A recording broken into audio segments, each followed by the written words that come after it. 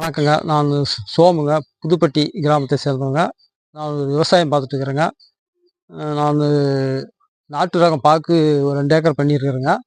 ஒரு செடிக்கு 6க்கு 6 அடி இடைவெளியில பாக்கு செடி ர ஒரு 1 அடி ஆழம், அகலம் 1 அடி இதில குழி எடுத்து, குழியில வந்து போரேட் குரணையும், டிஏபி ஒரு செடிக்கு 50 கிராமும் இட்டு பயிர் செஞ்சேங்க.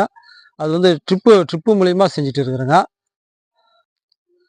நடவு பண்ணி ட்ரிப்பில தண்ணி விட்டுடுங்க. 3 நாளைக்கு ஒரு டைம் ட்ரிப்பில தண்ணி பாய்ச்சிருங்க. ம். நடவு செஞ்சு 2 வருஷம் தான் ஆச்சுங்க இந்த செடி. இதுவரைக்கும் எந்த நோயும் பாதிப்பு இல்ல.